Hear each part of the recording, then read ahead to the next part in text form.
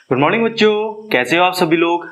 बच्चों, हमारा चैप्टर चल रहा था मोशन और पिछली क्लास में लास्ट टॉपिक हम कवर कर चुके हैं that is the distance and displacement. बच्चों, साथ ही साथ हमने लास्ट में क्या देखा था, स्केलर क्वांटिटी क्या होता है, वेक्टर क्वांटिटी क्या होता है। हमने कहा था स्केलर एंड वेक्टर आज समझ लीजिए, डेफिनेशन नेक्स्ट क्लास में बता देंगे। तो आज की क्लास में यहीं से स्टार्ट करते हैं, that is the what is your scalar quantities, what are your vector quantities. उसके बाद एक आध एग्जांपल लेते हैं related to your distance and displacement. तो बच्चों आइए बोर्ड पे देखिए, पेन वगैरह छोड़ दीजिए। बच्चों, सबसे पहले स्केलर क्वांटिटी क्या होती हैं। Scalar quantities, scalar quantities those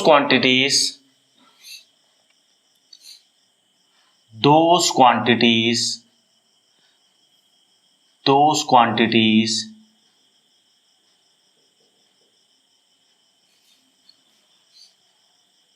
which have क्या only magnitude, which have only magnitude and not direction, बच्चों एग्जांपल बता सकते हैं क्या आप लोग? एग्जांपल सोचिए जरा बच्चों। स्केलर क्वांटिटी केवल मैग्नीट्यूड, लाइक आपका डिस्टेंस हमेशा पॉजिटिव रहेगी। आपने बाइक में चले, पेट्रोल भराया 1 लीटर, डेफिनेटली आप जब घूमे 4-5 किलोमीटर आपका पेट्रोल आधा हो गया, यानी पेट्रोल खर्च हुआ, यानी कुछ ना कुछ डिस्टेंस तो आप चले हो, यानी डिस्टेंस हमेशा पॉजिटिव रहेगी, डायरेक्शन मैटर नहीं करता है। डिस्टेंस, बात समझ में आ रही है। और क्या एग्जांपल हो सकता है आपका?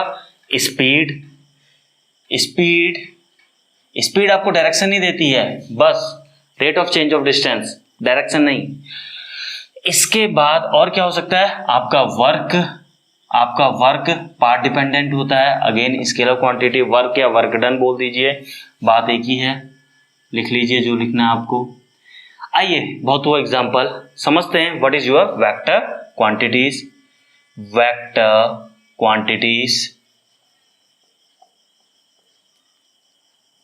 वेक्टर क्वांटिटीज क्या होती हैं बच्चों? Those quantities which have both magnitude as well as direction. Those quantities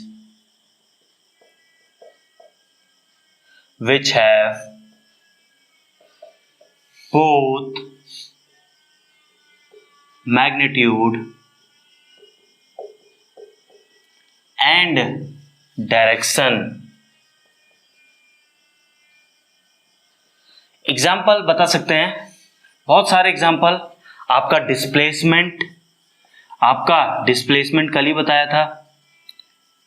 आपका डिस्प्लेसमेंट, आपकी वेलोसिटी, आपका एक्सेलरेशन,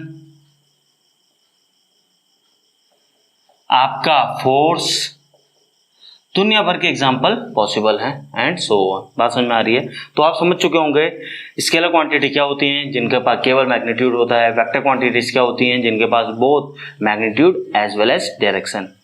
डिस्टेंस और डिस्प्लेसमेंट में हम डिफरेंस समझ चुके थे, कल हम डिटेल में पढ़ चुके हैं। आइए एक एग्जाम्पल देखते हैं related to your distance and displacement. After that systematic way में आपके नोट्स बनवा देंगे, मीन्स एक टेबुलर फॉर्म में डिस्टेंस और डिस्प्लेसमेंट में डिफरेंस लिखवा देंगे पॉइंट वाइज, ताकि जब आपका एग्जाम हो आप डायरेक्टली टेबल फॉर्म में बना के मार्क्स भी साथ ही साथ खींच सकें। तो आइए एक एग्जाम्पल लेते हैं। एग्जाम्पल वन क्या बोल रहा है, सुनिए। Find distance and displacement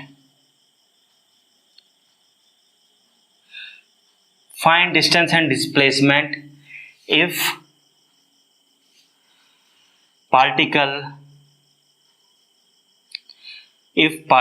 has traced a semicircle of radius कितना 14 सेंटीमीटर ले लो। बात समझ में आ रही है? क्वेश्चन क्या है, कह रहा है एक पार्टिकल सेमी सर्किल में चल रहा है, यहाँ देख लीजिए, अब पार्टिकल सेमी सर्किल में चल रहा है, कुछ इस प्रकार चल रहा है, यानी यहाँ से चला ए से और बी में पहुंच गया। आपको पता है इसका रेडियस कितना है, 14 सेंटीमीटर दिया हुआ है सेंटर से। तो बोला एक पार्टिकल ए से बी तक पहुंचा है, तो बता दीजिए नंबर 1 डिस्टेंस, नंबर 2 डिस्प्लेसमेंट। बात समझ में आ रही है? अब डिस्टेंस क्या होता है बच्चों, आपको पता है टोटल एक्चुअल पाथ जो आपके पार्टिकल ने कवर किया है, तो वो लेंथ कितनी है, ये वाली, तो ये वाली ऐड कर लीजिए, कितनी है, पूरी सेमी सर्किल होती है 2 पाई आर, तो ये आधी क्या हो गई 2 पाई आर बाई 2 यानी पाई आर। तो डिस्टेंस क्या हो गए बच्चों, डिस्टेंस हो गए आपकी पाई आर मतलब पाई हो गया 22/7, आर रेडियस है 14 सेंटीमीटर, 7 2 जा 14, 22 2 जा 44 सेंटीमीटर इज द आंसर, 7 2 जा 14। क्लियर है? अब डिस्प्लेसमेंट की बात करते हैं। डिस्प्लेस नाम ही बता रहा है कि आपका पार्टिकल ओरिजिनल पोजीशन से फाइनली कितना डिस्प्लेस हुआ है, मींस फाइनल पोजीशन, समझ में आ रहा है? तो डिस्प्लेसमेंट क्या है बच्चों, इनिशियली यहाँ पे था, फाइनली पार्टिकल यहाँ पहुंच गया, तो इनिशियल पोजीशन के रिस्पेक्ट में कितना डिस्प्लेस हुआ है, इतना, यहाँ से लेके यहाँ तक, यहाँ से लेके यहाँ तक, तो ये क्या है, इक्वल टू डायमीटर यानी डबल ऑफ रेडियस। तो क्या हो गया डिस्प्लेसमेंट, 2r के बराबर होगा। फॉर्मूला नहीं है बच्चों, काफी तो सोचते हैं डिस्प्लेसमेंट हमेशा 2r होता है, अरे इस सिचुएशन में 2r है, तो 2r क्या हो गया, 2 इंटू आर 14 सेंटीमीटर, 14 2 जा 28 सेंटीमीटर। डिस्प्लेसमेंट कम आना भी चाहिए, ये दूरी कम है ना, डिस्प्लेसमेंट कम आना भी चाहिए, डिस्टेंस तो काफी ज्यादा है। बात समझ में आ रही है? इसीलिए बोला जाता है डिस्प्लेसमेंट हमेशा कम रहता है देन डिस्प्लेसमेंट, सॉरी डिस्टेंस हमेशा ज्यादा रहेगा देन डिस्प्लेसमेंट, और डिस्प्लेसमेंट हमेशा कम रहेगा देन डिस्टेंस। ज्यादा से ज्यादा क्या हो सकता है, उसके इक्वल आ सकता है, यानी displacement less than equals to distance. बात शायद आपको समझ में आई होगी। अगर इतना क्लियर है बच्चों तो हम आगे बढ़ते हैं, उससे पहले नोट कीजिए बच्चों, डिस्टेंस एंड डिस्प्लेसमेंट में डिफरेंस एक टेबुलर फॉर्म में आपके बोर्ड में मैंने लिख दिया है, ध्यान से एक एक करके दोबारा सुन लीजिए, वैसे तो ऑलरेडी आपको एक्सप्लेन कर चुका हूं। The first point is this column is for distance, this column is for displacement. Distance देखिए, how much ground an object has covered during its motion, बिल्कुल सही बात है। It has only magnitude without direction, बिल्कुल आपको पता है। ऐसी क्वांटिटी को आप क्या बोलते हैं, स्केलर क्वांटिटी। अब यहां समझिए, यहां क्या है, डिस्प्लेसमेंट क्या है, ऑब्जेक्ट आपका फाइनली कहां पे है, हाउ मच डिस्प्लेसमेंट नाम से सुनिए, डिस्प्लेस आपका ऑब्जेक्ट हाउ मच डिस्प्लेस हुआ है और अभी कहां पे है। जैसे अभी सेमी सर्कल का एग्जांपल दिया था, ओरिजिनल से कितना डिस्प्लेस हुआ था, रेडियस के डबल यानी डायमीटर के बराबर। बात समझ में आ रही है? अब डेफिनेशन पढ़िए, आपको समझ में आएगा। How far out of place and in what direction an object is from its initial position. बात समझ में आ रही है? That is it is objects overall change in क्या, पोजीशन। अब इसी को सेकंड पॉइंट लिखा है, देखिए ध्यान से समझिए, वही है, it tells how much object is displaced from original position, thus it is the shortest distance between initial and final position. Agree करते हैं आप लोग? कल की क्लास में सब समझा रखा है आपको। इस प्रकार ये क्या आपका डायरेक्शन ऑफ मैग्नीट्यूड देता है, इसलिए इसका नाम क्या है, इसको हम वेक्टर क्वांटिटी भी बोलते हैं। नेक्स्ट पॉइंट पे आ जाइए, इट डिपेंड्स ऑन पाथ, बिल्कुल पाथ पे डिपेंड करता है, टेढ़ा मेढ़ा जा रहे हो, जिगजैग जा रहे हो, पाथ पे डिपेंड करता है। क्या ये डिपेंड करता है पाथ पे? बिल्कुल नहीं। It depends on in starting and and points, यानी शुरू और लास्ट वाले पॉइंट पे it depends on starting and points. Next is your distance measured is always positive, already बता चुका हूं, ये नेगेटिव या जीरो तो हो ही नहीं सकती है। अरे थोड़ा भी चले हो तो पॉजिटिव होगी, जीरो तो हो नहीं सकती है, ना ही नेगेटिव। लेकिन क्योंकि डायरेक्शन देता है तो ये नेगेटिव, नेगेटिव का मतलब क्या है, डिस्टेंस अपोजिट डायरेक्शन में चले हो। जीरो हो सकती है, जहां से मैं चला, यहां से मैं चला आगे फिर वापस आ गया तो नेट डिस्प्लेसमेंट जीरो। पॉजिटिव तो हो ही सकती है, आपको पता है।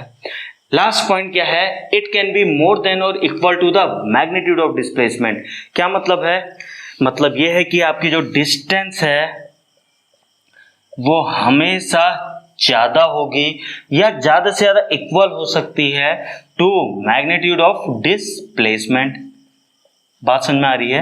अब डिस्प्लेसमेंट के मैग्नीट्यूड को दिखाने के लिए हम मॉड लगा देते हैं। जैसे आप किसी वैल्यू को मॉड लगाते हैं बच्चों, यानी आप मैग्नीट्यूड पे इंटरेस्टेड होते हैं, उसके साइन वगैरह उसके डायरेक्शन पे इंटरेस्टेड नहीं होते हैं। फॉर एग्जांपल -5 है, -5 का मैं मॉड पूछूं तो आप कहेंगे यानी आप केवल वैल्यू, न्यूमेरिकल वैल्यू जानना चाहते हैं, तो -5 का मॉड मतलब सिर्फ 5। बात समझ में आ रही है। यानी माइनस प्लस भूल जाइए, साइन हटा दीजिए। तो वही कह रहा हूं, इसका जो मैग्नीट्यूड होगा वो हमेशा कम होगा देन डिस्टेंस, और क्या हो सकता है, ज्यादा से ज्यादा इक्वल वाली कंडीशन आ सकती है।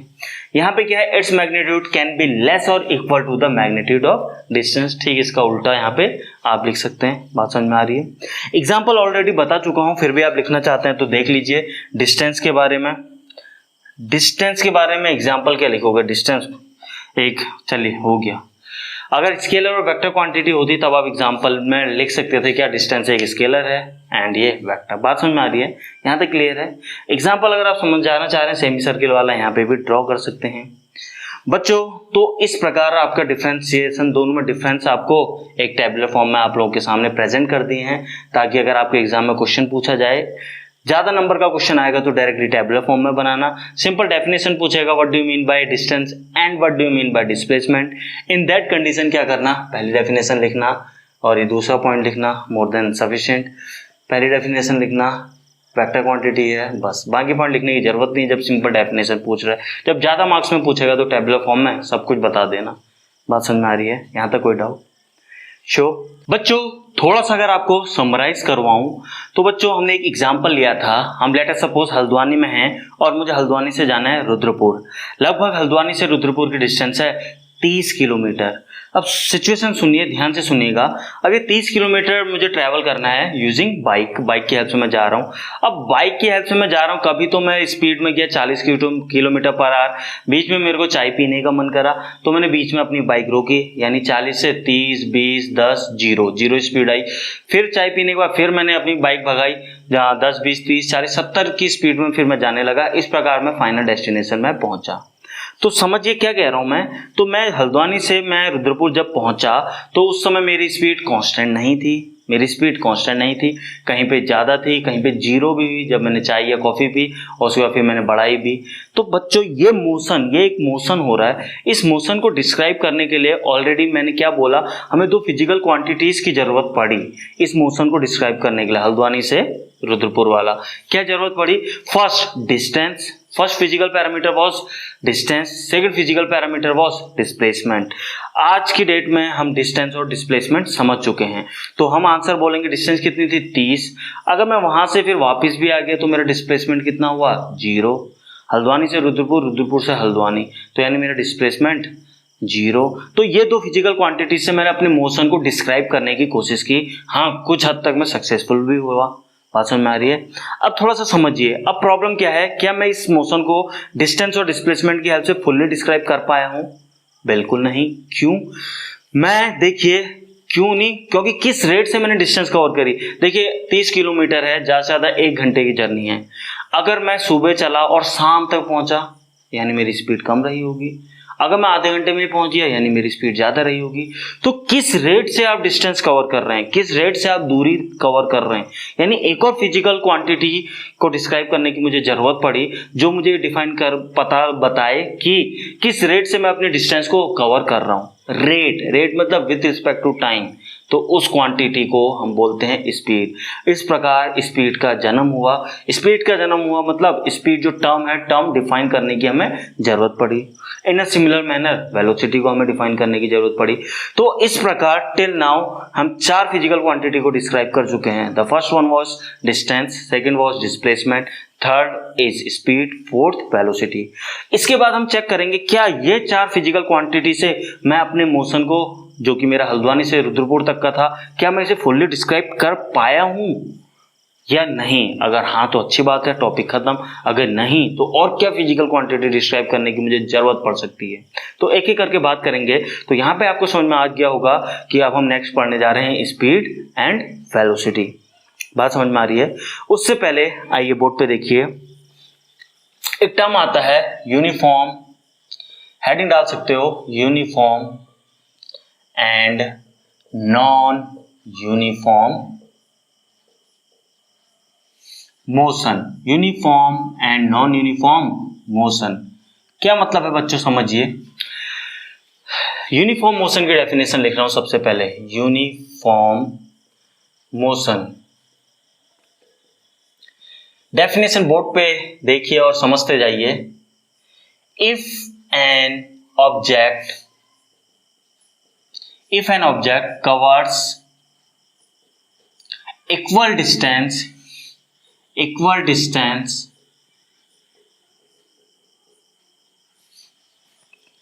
in equal interval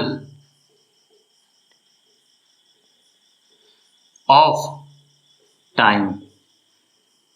बात समझ में आई या नहीं आई, समझिए बच्चों।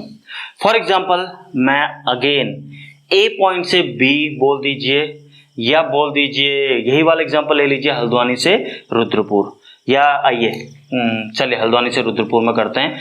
हल्द्वानी से रुद्रपुर में एक पॉइंट का नाम मैं बोल रहा हूँ मिड पॉइंट, ठीक है। अब मैं हल्द्वानी से अपनी बाइक स्टार्ट करी, मैंने 9 बजे स्टार्ट करी, ठीक है। 9:30 बजे मैं मिड पॉइंट पे पहुंचा, उसके बाद 10 बजे मैं रुद्रपुर पहुंचा। बात समझ में आ रही है। अब सुनिए, अगर मैं पूरे रास्ते भर में 40 किलोमीटर पर आवर की स्पीड से चला, बात समझिए 40 किलोमीटर पर आवर की स्पीड से, यानी स्पीड ना ही मैंने कम करी ना ही ज्यादा करी, तो इस प्रकार टाइम इक्वल टाइम देखिए 9 से 9:30 आधे घंटे के पीरियड में मैंने डिस्टेंस कितनी ट्रेवल करी, आधी। उसके बाद नेक्स्ट पीरियड क्या है 9:30 से 10, यानी फिर से आधा टाइम, इक्वल टाइम है ना, इक्वल इंटरवल ऑफ टाइम, उसमें मैंने कितनी डिस्टेंस करी, वही जितनी पहले, यानी इक्वल डिस्टेंस कवर कर रहा हूं इन इक्वल टाइम इंटरवल। ऐसे मोशन को हम क्या बोलते हैं, यूनिफॉर्म मोशन। आइए एक और एग्जांपल समझते हैं, थोड़ा बेटर आपको समझ में आएगा। ये let us suppose A and this is B and this is C and this is D. Haldwani मान लीजिए, रुद्रपुर मान लीजिए, बीच की पॉइंट बी और सी कोई स्टेशन है। यहां मैं 9 बजे शुरू हुआ, 9 AM, यहां मैं 10 AM में पहुंचा। एक काम करते हैं, डी छोड़िए, एक और ले लेते हैं ई, और बेटर। ये मेरा फाइनल डेस्टिनेशन रुद्रपुर 10 AM। अब एक बात बताइए, ये 9 है, ये 9:15, ये 9:30, ये 9:45, इस प्रकार 10 AM बज गया। यानी गैप कितने का है, 15 मिनट का, 15 मिनट का, 15 मिनट का, 15 मिनट का।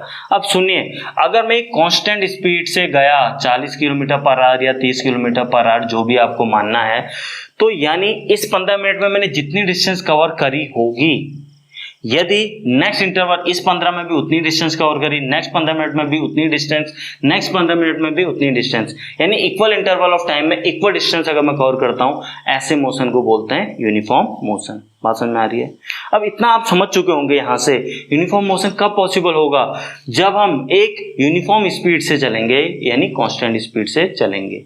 समझ में आ रही है। तो जब भी आपसे यूनिफॉर्म मोशन, सिर्फ यूनिफॉर्म मोशन बोलता है, समझ जाइए यानी उसने पक्का यूनिफॉर्म स्पीड से चला होगा।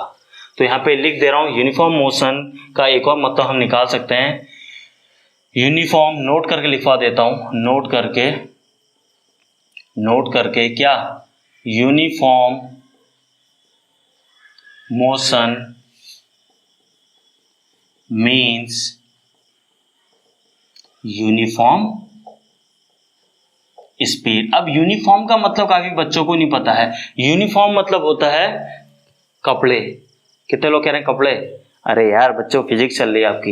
यूनिफॉर्म मतलब डेफिनेटली कपड़े भी होता है। यूनिफॉर्म मोशन, यहाँ पे आइए वापस आ जाइए। यूनिफॉर्म मतलब होता है एक समान मोशन, एक समान स्पीड। यूनिफॉर्म स्पीड, एक समान स्पीड। एक समान स्पीड मतलब एक जैसी स्पीड, यानी 40 थी तो 40, ऐसा नहीं 40 की 30 हो गई। बात समझ में आ रही है।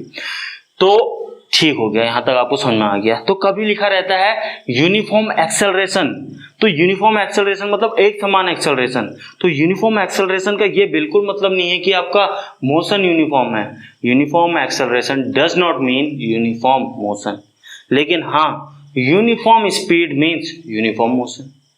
बात समझ में आ रही है। कंफ्यूज मत होना, मैं लिख देता हूं वरना गलत करोगे। अगला नोट करके, uniform acceleration does not mean uniform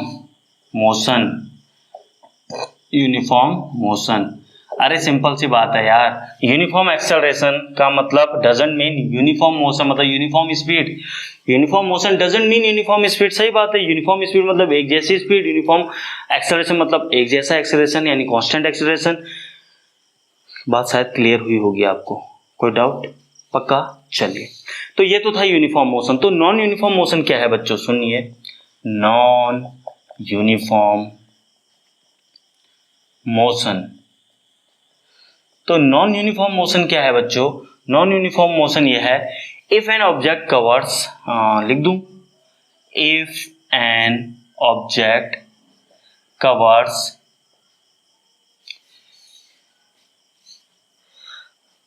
unequal distance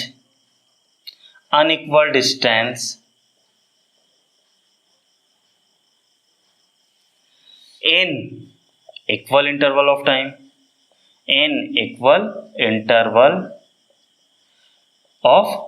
शायद आपको समझ में आ गया होगा। यानी जब पहला वाला एग्जांपल लिया था हमने, हम हल्द्वानी से रुद्रपुर गए, बीच में मैंने चाय भी पी, यानी स्पीड मैंने कम करी फिर बढ़ाई, तो क्या हुआ होगा सोचिए जरा।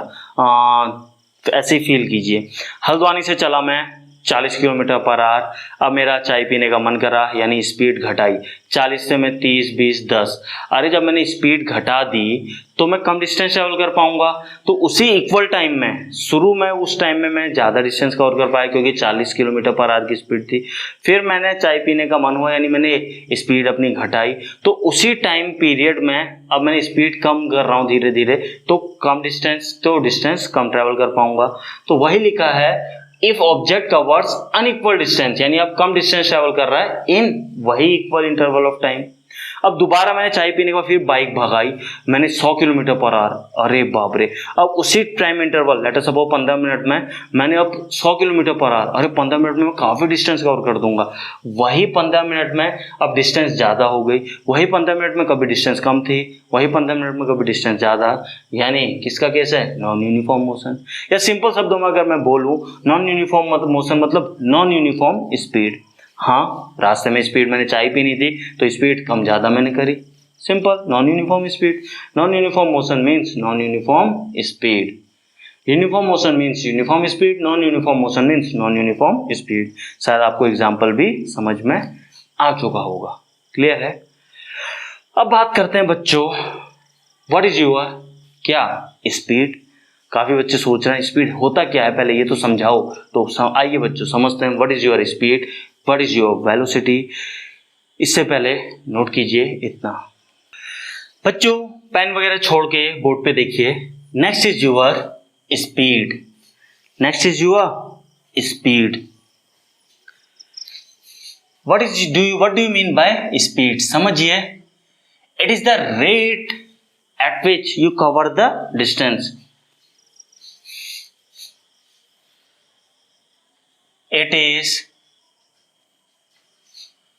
It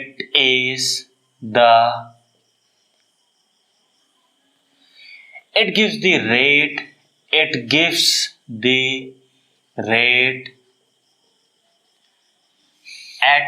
which distance is covered। बात समझ में आ रही है? क्या है ये? एक केवल मैग्नीट्यूड देता है बच्चों, डायरेक्शन नहीं देता है। तो क्या है ये आपका? It is a scalar quantity.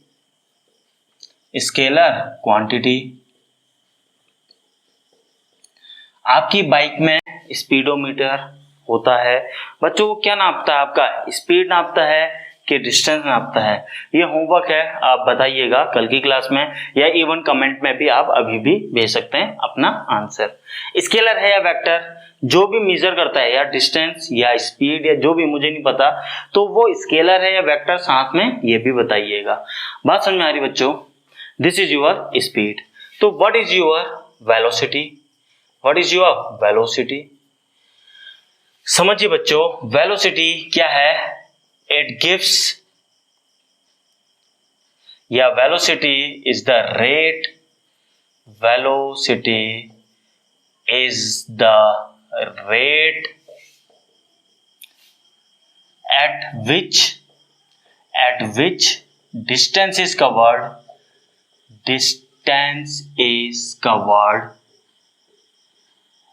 in a given direction। यानी गिवन डायरेक्शन मीन्स यानी ये एक वेक्टर क्वांटिटी है क्योंकि डायरेक्शन और मैग्नीट्यूड दोनों बता रहा है इन अ गिवन डायरेक्शन।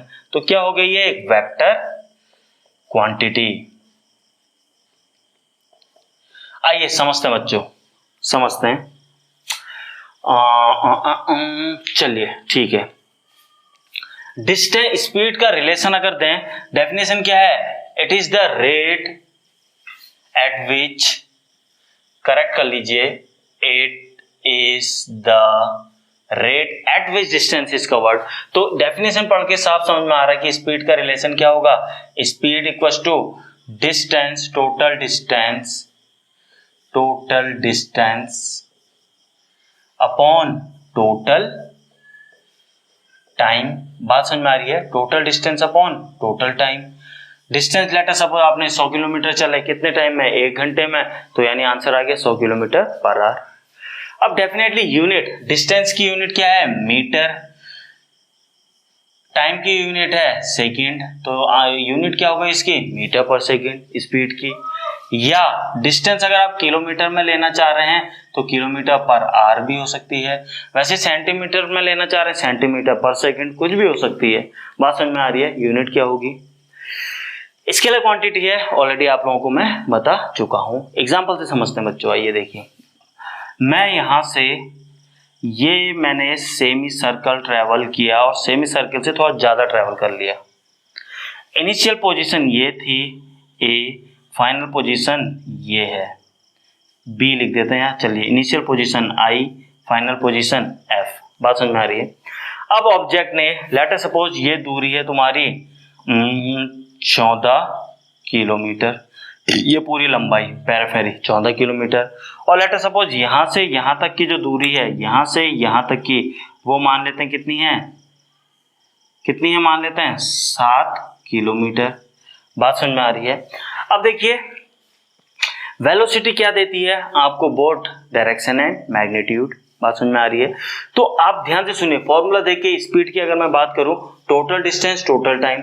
आपने बाइक स्टार्ट करी, पेट्रोल डलाया 1 लीटर, धीरे धीरे आपने 14 किलोमीटर कवर किया, यानी आपका पेट्रोल हो गया खत्म 14 किलोमीटर चलने में। तो 14 किलोमीटर डिवाइडेड बाय जितना टाइम लगा, लेटर सपोज आधा घंटा, आपका स्पीड आ गया।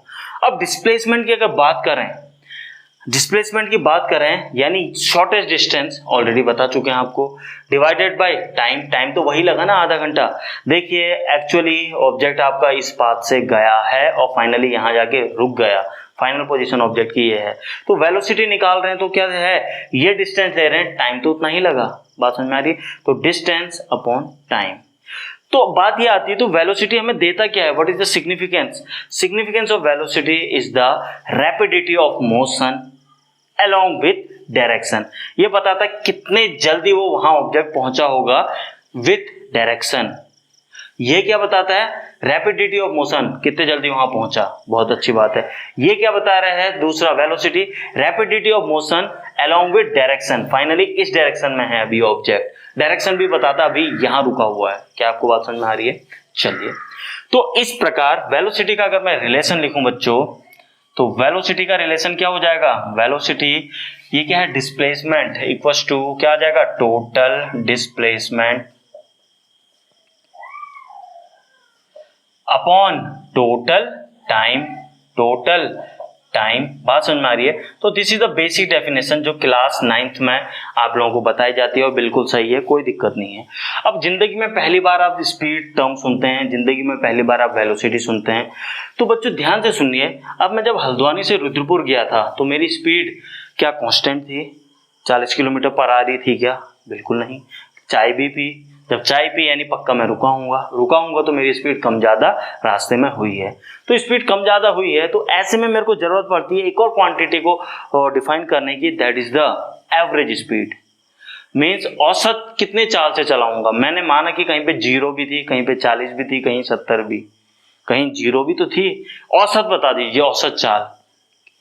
तो एक और टर्म डिफाइन करने की जरूरत पड़ी हमें, एवरेज वेलोसिटी। बात समझ में आ रही है?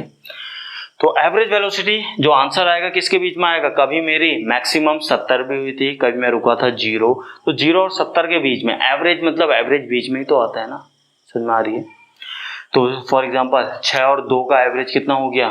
6 और 2 का एवरेज 4 हुआ ना, 6 + 2 / 2 4 हुआ ना, बीच में आया। तो इतनी बात आपको समझ में आ गई। इस प्रकार स्पीड आपकी दो प्रकार की होती है। दो क्यों? एक तो मैंने बता दिया एवरेज स्पीड, दूसरा होता है बच्चों मेरी स्पीड कहीं पे कम हो रही, कहीं पे ज्यादा हो रही है। अब मेरे से पूछ लिया ठीक आधे घंटे बाद बताओ तुम्हारी स्पीड कितनी थी। अगर मैं आधे घंटे बाद चाय पी रहा हूं तो मेरी स्पीड तो 0 थी। तो कभी मेरी स्पीड 0 आएगी, कभी 10 आएगी, कभी 70। तो किस इंस्टेंट पे अगर पूछ रहा है, यानी एक और स्पीड होती है इंस्टेंटेनियस स्पीड। उस इंस्टेंट पे बता दो, उस क्षण पे बता दो, उस तत्काल पे बता दो, उस समय पे बता दो स्पीड कितनी थी। तो इस प्रकार स्पीड दो प्रकार की होती हैं। One is your instantaneous speed, other is your average speed. तो क्या मैं आपको वहां तो स्पीड की जगह बची नहीं है, तो यहाँ पे बता देता हूँ स्पीड के बारे में। देखिए स्पीड आपकी अगेन दो प्रकार की होती हैं। One is your average speed. कैसे निकालेंगे? वही same relation, total distance upon total time. दूसरी होती है इंस्टेंटेनियस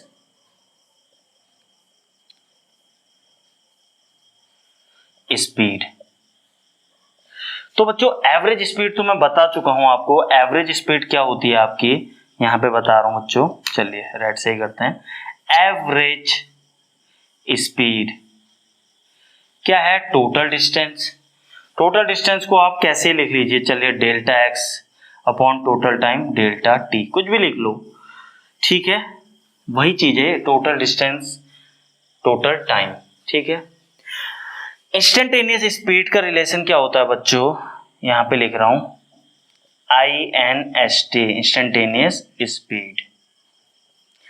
इंस्टेंटेनियस स्पीड बच्चों, इसके आगे लगा देते हैं हम लिमिट, और ये बन के आ जाता है dx/dt।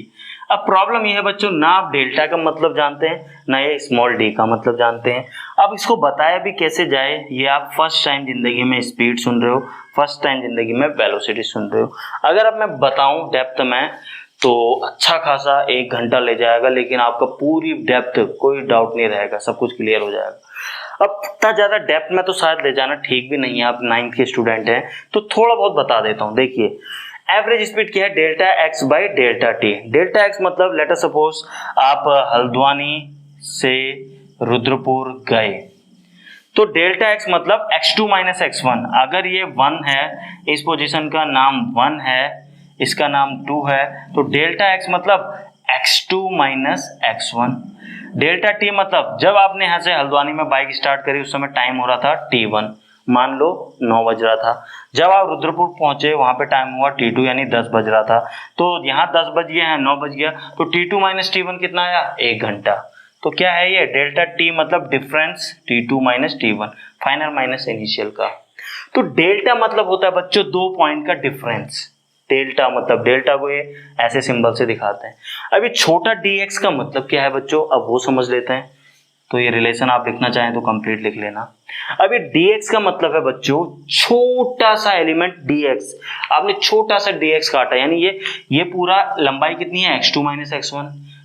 अब इसमें से एक छोटा सा टुकड़ा काटा आपने, इस छोटे से टुकड़े को आपने dx बोल दिया। अभी छोटी सी डिस्टेंस dx आपने लेट अस सपोज छोटे से टाइम, बहुत ही कम टाइम dt 0.001 सेकेंड। 1 सेकेंड वैसे ही छोटा होता है, मैं तो 0.0001 यानी बहुत ही छोटा टाइम ले रहा हूं। यानी dx बहुत ही छोटी डिस्टेंस बहुत ही छोटे टाइम dt टाइम पे कवर कर रही है। यानी ये छोटी सी डिस्टेंस यहाँ पे की है, और ये टाइम छोटा सा टाइम कहाँ पे का? यहाँ पे का। कब का है? अगर आप यहाँ 9 बजे चले, यहाँ आए आप 10 बजे पहुंचे, 10 AM में पहुंचे, ये था 9 AM। मान लेते हैं ये लगभग 9:30 की बात चल रही है। इस 9:30 बजे 9:30 बज के 0.0001 सेकेंड हुआ है। 9:30 बज के 0.001 सेकेंड, वो छोटा सा टाइम 0.001 सेकेंड ले रहा हूं, तो एक्चुअल टाइम क्या हो गया? 9:30 0.001 9:09 इतना सेकंड, 0.001 सेकंड। यानी अब यहाँ पे dx/dt जैसे मैंने किया तो यहाँ पे की छोटी सी डिस्टेंस जो कवर करे इसने और उस समय थोड़ा सा टाइम जो आगे बढ़ा, तो ये क्या दे रहा है, उस समय की स्पीड दे रहा है, उस समय की मतलब उस पोजीशन की, यानी 9:30 के पास की स्पीड बता रहा है। तो इस प्रकार ये 9:30 की बता रहा है, ना कि 9 बजे की स्पीड, ना कि 10 बजे की। बात समझ में आई है। सिमिलरली अगर आपसे बोले, यानी इस प्रकार ये कहाँ की स्पीड बता रहा है, उस इंस्टेंट की स्पीड बता रहा है जहां पे आप जानना चाह रहे हैं। मीन्स 9:30 के आसपास स्पीड कितनी रही होगी, किसी ने पूछा, आपने कहा वहां पे का dx बता दो, वहां पे का dt बता दो, मैं बता दूंगा।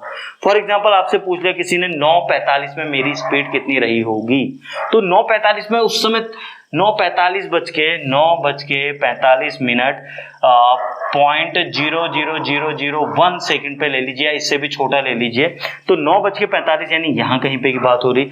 अब यहाँ पे हिसाब लगाइए, 0.001 सेकंड में मैं इतना चला, तो जितना भी चला तो वहां पे का dx लीजिए और वहां पे का dt लीजिए, तो वो जो स्पीड आई कितने बजे की आई, 9:45 की स्पीड आ गई, यानी उस इंस्टेंट की स्पीड आ गई, उस तत्काल की, उस क्षण की स्पीड आ गई।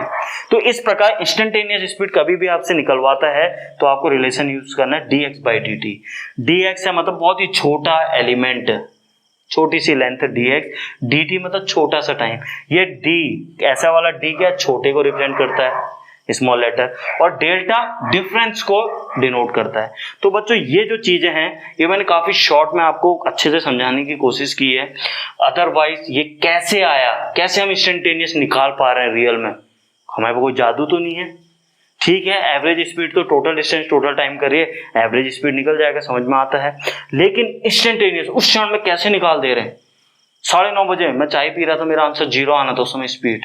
हाँ, जिस समय चाय पी रहा था मैं थोड़ा सा भी आगे नहीं बढ़ा और टाइम 0.001 सेकंड आगे बढ़ा। चाय पी रहा था मैं तो आगे नहीं बढ़ा, लेकिन टाइम बढ़ा तो मेरी इंस्टेंटेनियस स्पीड उस समय की 0 आ गई। कैसे निकालते हैं, तरीका ये होता है, थोड़ा बहुत फील कराने की कोशिश करिए तो शायद आप लोगों को ये याद रहना चाहिए, काफी हेल्प करेगा, वरना दिक्कत आएगी। ये सारे टर्मिनोलॉजी आपकी बुक में नहीं दिखेंगे, क्लास 9th में तो स्पेशली बिल्कुल नहीं दिखेगा, class 9th, class 10 definitely not. उसके बाद 11th का बेस है क्लास 9th, 11th में ये सारी चीज डेप्थ में आप पढ़ोगे, लेकिन अभी बताना बहुत जरूरी था, वरना आपको फील नहीं आएगा, आपको लगेगा डायरेक्ट फॉर्मूले लिख दिया, रटना पड़ रहा है। तो अब मैं चाहता हूँ आप कुछ भी रटे ना, इसलिए मैं इतनी मेहनत कर रहा हूँ, आपको फील कराने की कोशिश कर रहा हूँ। क्या आपको इतनी बात समझ में आई बच्चों? इन ए सिमिलर मैनर वेलोसिटी के बारे में बता रहा हूँ। इन ए सिमिलर मैनर वेलोसिटी भी 2 प्रकार की होंगी। डायरेक्शन देती है, बहुत अच्छी बात है। 2 प्रकार की होंगी, एक तो एवरेज वेलोसिटी, एक इंस्टेंटेनियस वेलोसिटी। क्या है एवरेज वेलोसिटी, पता है आपको। इंस्टेंटेनियस यानी उस तत्काल पे मुझे वेलोसिटी बता दो। बात समझ में आ गई? चलिए तो इसके लिए भी रिलेशन लिख देते हैं वेलोसिटी के लिए। यहाँ पे वेलोसिटी अगेन 2 प्रकार की होती हैं। नंबर 1 एवरेज वेलोसिटी, जिसका रिलेशन हो गया वही delta x by delta T. लेकिन आप कहेंगे दोनों में अंतर क्या है बच्चों? आपके ये डिस्प्लेसमेंट है, टोटल डिस्प्लेसमेंट, यानी डिस्प्लेसमेंट एक वेक्टर क्वांटिटी है। वेक्टर को डिनोट हम ऊपर से एरो बना के भी दिखाते हैं बच्चों। बात समझ में आ रही है? क्लियर है या नहीं? क्लियर है या नहीं? Delta x by delta T, बात समझ में आ रही है? डेल्टा टी, सॉरी, बात समझ में आई या नहीं आई? ये वेक्टर अभी डेल्टा एक्स मतलब आपको क्या करना है, दोनों एक्स मीन्स फाइनल पोजीशन और इनिशियल पोजीशन से मैटर है। लेकिन यहाँ पे जैसे ये वाला डेल्टा एक्स वेक्टर है, यहाँ पे डेल्टा एक्स है, यानी x2 माइनस x1 करना है, लेकिन उस पाथ के अलाउ x2 माइनस x1 करना है, यानी ये वाली डिस्टेंस लेनी है। देखिए अगर मैंने वेक्टर लगाया होता तो आप फाइनल पोजीशन से मतलब था। देखिए आप कंफ्यूज हो जाएंगे, काम करते हैं इसको, x2 अगर आप लिख रहे हैं x2 माइनस x1, कहीं आप कंफ्यूज ना हो जाएं, कहीं आप केवल x2 final position, initial position, कहीं आपने डिस्प्लेसमेंट डाल दिया। यहाँ डिस्प्लेसमेंट नहीं आता बच्चों, यहाँ डिस्टेंस आती है, इसलिए मैंने फॉर्मूला थोड़ा रब कर दिया, आप कंफ्यूज ना हो। तो क्या हो गया, यहाँ पे लिख सकते हैं, यहाँ पे आप कंफ्यूज नहीं होंगे, x2 माइनस x1, बात समझ में आ रही है, डिवाइडेड बाई डेल्टा टी। दूसरा होता है इंस्टेंटेनियस, INST, इंस्टेंटेनियस वेलोसिटी। क्या होगा, dx vector by dt, that's all. Instantaneous जब भी पूछे छोटा लेटर, जिस समय एवरेज पूछे डेल्टा, खत्म हो गया। तो यही था बताने का, इससे ज्यादा तो अभी आपको, क्या आपको इतनी बात समझ में आई बच्चों? पक्का समझ में आया? आप चाहते हैं मैं इन दोनों वेलोसिटी, स्पीड एंड वेलोसिटी में डिफरेंस टेबुलर फॉर्म में आपको लिखवा दूं, ताकि आपके एग्जाम में अगर पूछे जाए तो आप मार्क्स भी, कॉन्सेप्ट तो आपके डेफिनेटली क्लियर हो रहे हैं क्लास से, सिस्टमेटिक वे में लिखेंगे तभी आप मार्क्स फैच कर पाएंगे। तो आप अगर चाहते हैं टेबुलर फॉर्म में लिखवा दूं तो मैं लिखवा देता हूं, मुझे कोई प्रॉब्लम नहीं है। उससे पहले आप इतना नोट कीजिए बच्चों, difference between speed and velocity आपको एक टेबुलर फॉर्म में आपके बोर्ड में आपको लिखवा दी गई है, ताकि आप प्रॉपरली जब आपके एग्जाम हो तो प्रॉपरली आप डिफरेंशिएट करके टेबुलर फॉर्म में लिख के अच्छे मार्क्स फैच कर सकें। Is it clear? चलिए एक एक करके, वैसे तो आपको मैं समझा चुका हूं, एक एक करके फिर से समझ लेते हैं। पहला point under speed, speed of a body is the distance travelled per unit time. Speed क्या है? Distance travel per unit time, बात समझ में आ गई। वहीं पे वेलोसिटी क्या है? Total displacement total time. पहली बात क्लियर है। ये क्या बताता है? Rapidity of motion of a body, बात समझ में आ रही है। और ये क्या बताता है? Rapidity of motion of a body, of a rapidity as well as position of body in motion. Position बताता है फाइनली वो वहां है मतलब डायरेक्शन बता रहा है, डायरेक्शन बता रहा है मतलब वेक्टर क्वांटिटी, वेक्टर क्वांटिटी मतलब ये, तो ये क्या है? Scalar quantity. क्या आप लोगों को इतनी बात समझ में आ रही है? नेक्स्ट देखिए, पाथ डिपेंडेंट, क्यों? फॉर्मूले में आ रहा है टोटल डिस्टेंस, और डिस्टेंस क्या है? पाथ डिपेंडेंट होती है, ऐसा जिगजैग पाथ ट्रेवल कर रहे हैं। लेकिन ये क्या होता है? Path independent. क्यों? इसको तो फाइनल पोजीशन बता दो, इनिशियली यहां से चला था, फाइनली कहीं से भी घूम घाम के फाइनली यहां पहुंचा, तो ये तो टोटल डिस्प्लेसमेंट फाइनल पोजीशन पे डिपेंड कर रहा है, पाथ पे तो डिपेंड ही नहीं कर रहा है। क्यों? ऐसे भी समझ सकते हैं, टोटल डिस्प्लेसमेंट और डिस्प्लेसमेंट पाथ पे डिपेंड नहीं करता है, या ऐसे समझ लीजिए, कैसे समझ लीजिए, बहुत अच्छी बात है। Path dependent, path independent. Distance, जिस प्रकार डिस्टेंस हमेशा ग्रेटर देन इक्वल टू आपके डिस्प्लेसमेंट के मैग्नीट्यूड, ये मॉड लगाया है मतलब magnitude, in a similar manner, time तो दोनों में सेम है ना, दोनों में सेम चीज से डिवाइड किया है तो वही रिलेशन आएगा। दोबारा बोल रहा हूं, आपको समझ में नहीं आया, थोड़ा देर पहले हमने लिखा था distance greater than equal to displacement, अगर ये वैलिड है, बिल्कुल है। अब मैं दोनों साइड अगर मैं टाइम से डिवाइड कर दूं, अरे यहां देखो यार, distance greater than equal to displacement के मॉड से, बिल्कुल सही है। थोड़ा देर पहले जब मैं डिस्टेंस और डिस्प्लेसमेंट पढ़ा रहा था तभी लिखवाया था। अब मैं दोनों साइड टाइम से डिवाइड कर रहा हूँ, दोनों साइड टाइम से डिवाइड कर रहा हूँ, तो ये बन गया speed greater than equal to, ये बन गया वेलोसिटी का मॉड। वही तो लिखा है, speed greater than equal to velocity का मॉड। क्लियर है? चलिए ये क्या लिखा है, इसको रब कर सकते हैं हम। इसके बाद देखिए यहां पे सही है। अब देखिए एरिया अंडर कर्व और speed time graph, speed time graph gives total distance travelled by object. कह रहा है area under speed time graph, जब हम ग्राफिकल रिप्रेजेंटेशन पढ़ेंगे अपना, वहां हम स्पीड टाइम कर्व देखेंगे, डिस्टेंस टाइम कर्व देखेंगे, वेलोसिटी टाइम कर्व देखेंगे, वेलोसिटी टाइम कर्व देखेंगे, डिस्प्लेसमेंट टाइम कर्व देखेंगे, वहां आपको ये बातें समझ में आएंगी। अभी तो आप बस इसको एज इट इज नोट कर लीजिए, नेक्स्ट लेक्चर में जब हम ग्राफिकल रिप्रेजेंटेशन पढ़ेंगे उस समय आपको ये 2 पॉइंट समझ में आ जाएंगे। वैसे ये 2 पॉइंट हैं क्या, सुन लीजिए। Area under curve of speed time graph gives the total distance, यानी ग्राफ में अगर आप टोटल एरिया निकाल पाते हैं तो वो आपको टोटल डिस्टेंस के बराबर होगा। स्लोप और gradient of distance time graph gives speed, अगर आप स्लोप निकाल पाते हैं, स्लोप मतलब ढलान tan थीटा m, तो वो आपको क्या देगा? स्पीड देगा। बहुत अच्छी बात है। इन अ सिमिलर मैनर यहाँ, वहां क्या था? स्पीड टाइम ग्राफ था, यहाँ क्या हो जाएगा? Velocity time graph. यहाँ आपको देता था डिस्टेंस, वहां आपको देगा डिस्प्लेसमेंट।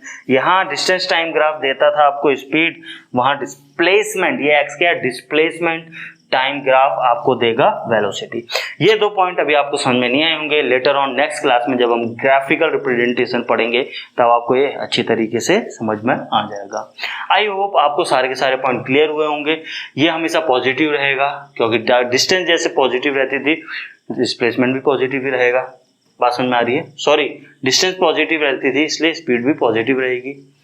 स्पीड में कुछ गलत तो नहीं बोल रहा हूँ, टोक सकते हैं आप बीच में, कमेंट भेजिए करो तुरंत कभी गलत बोलता हूँ तो। It can B positive, zero और नेगेटिव, कुछ भी हो सकती है। क्यों? क्योंकि डिस्प्लेसमेंट पॉजिटिव भी हो सकता है, जीरो भी हो सकता है, नेगेटिव। डिवाइडेड बाय टाइम करोगे तो वेलोसिटी भी पॉजिटिव, जीरो, नेगेटिव आएगी ही आएगी। बात समझ में आ रही है? तो बच्चों टिल नाउ अभी तक हमने क्या किया? अभी तक हमने अपने मोशन को फुल्ली डिस्क्राइब करने के लिए कोशिश क्या है हमारी, अपने मोशन को डिस्क्राइब कर पाए हम, टोटल फुल्ली डिस्क्राइब कर पाए। तो उसको डिस्क्राइब करने के लिए अभी तक मुझे 4 पैरामीटर की जरूरत पड़ी। First is your distance, second is your displacement, third is your speed, fourth is your velocity. क्या अभी मेरा मोशन फुल्ली डिस्क्राइब हो चुका है या अभी भी कुछ चीजों की जरूरत है? कुछ चीजें मिसिंग तो नहीं है मेरे फुल्ली मोशन में? तो कुछ और फिजिकल पैरामीटर हैं जिनकी मुझे अभी और ज़रूरत है। तो उन फिजिकल पैरामीटर को नेक्स्ट क्लास में हम पढ़ेंगे, वहीं कंटिन्यू करेंगे और साथ ही साथ हम ग्राफिकल रिप्रेजेंटेशन भी पढ़ेंगे। तो बच्चों आज की क्लास को यहीं पे विराम देते हैं, कल मिलते हैं at the same time at the same platform. Till then thank you and have a nice